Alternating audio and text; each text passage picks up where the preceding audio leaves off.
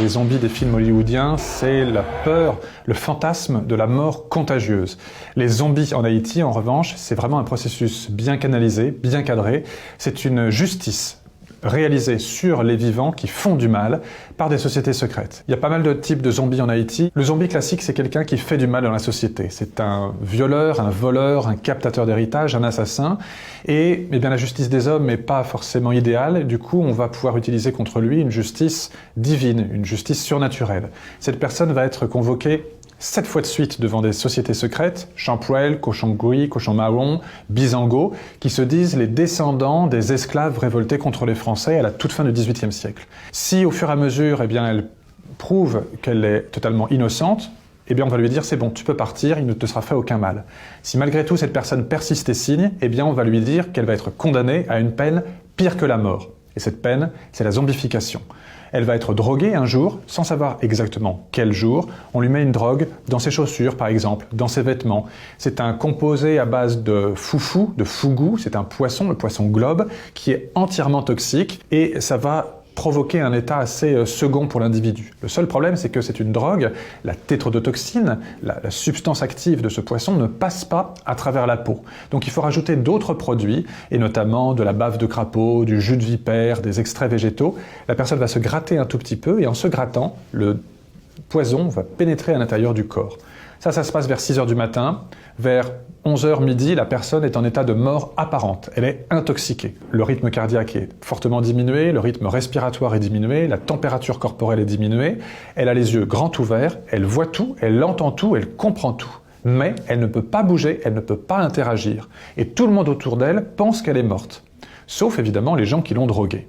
Cette personne va être allongée, il va y avoir des funérailles assez rapides, elle va être mise dans un cercueil avec un verre au niveau du visage, et les gens vont venir la voir, vont venir lui parler, notamment ceux qui l'ont droguée, vont lui dire « Retiens bien mon visage, car c'est moi qui t'ai drogué, désormais tu es mon esclave, tu m'appartiens, à partir de maintenant, tu es un zombie ».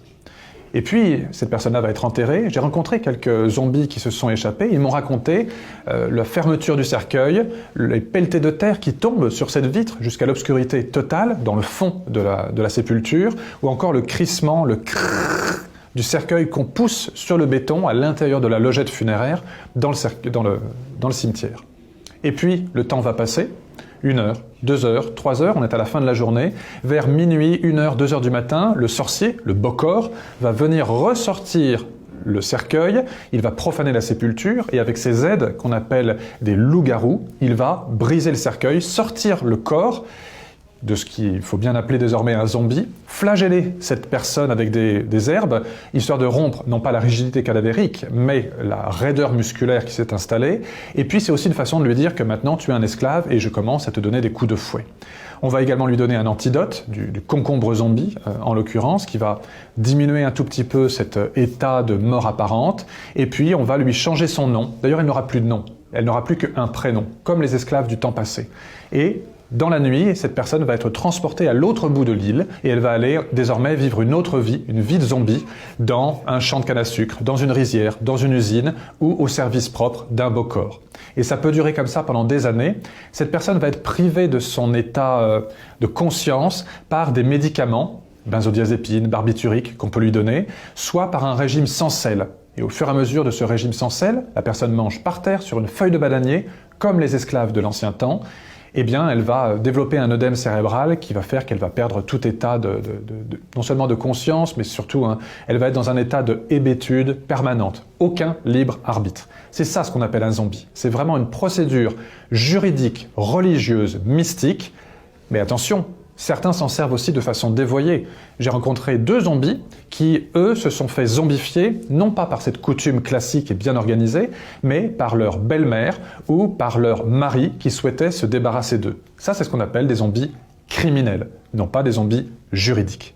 Certains zombies arrivent à sortir de ce cercle infernal, généralement parce qu'il y a une catastrophe qui se produit. Un tremblement de terre qui fait s'effondrer la maison du bokor, un ouragan ou autre chose, et eux étaient en train de travailler dans les champs.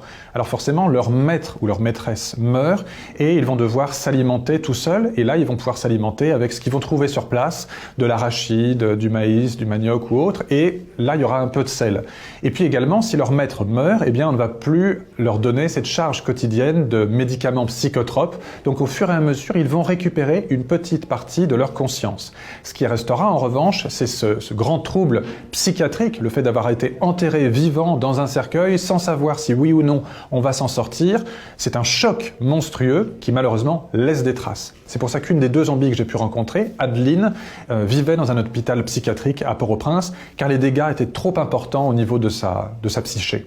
C'est totalement illégal, bien entendu. C'est une pratique qui est absolument réprimandée par la justice de Haïti, par le code pénal, et c'est puni d'un enfermement, la peine de prison, et d'une forte amende, au même titre qu'une mort véritable. C'est la même peine. Zombifier quelqu'un et tuer quelqu'un, en termes de loi en Haïti, c'est la même chose. La pratique, elle est encore bien vivace en Haïti. Quand on lit l'équivalent d'un grand quotidien, le Nouvelliste, à Port-au-Prince, la capitale, quasiment tous les 15 jours, toutes les 3 semaines, il y a un grand zombie qui réapparaît. On peut estimer le nombre de zombies officiels à probablement 1000-1500 en Haïti actuellement. Très certainement, ce chiffre est largement sous-évalué. On peut imaginer qu'il y en a probablement 10 fois plus.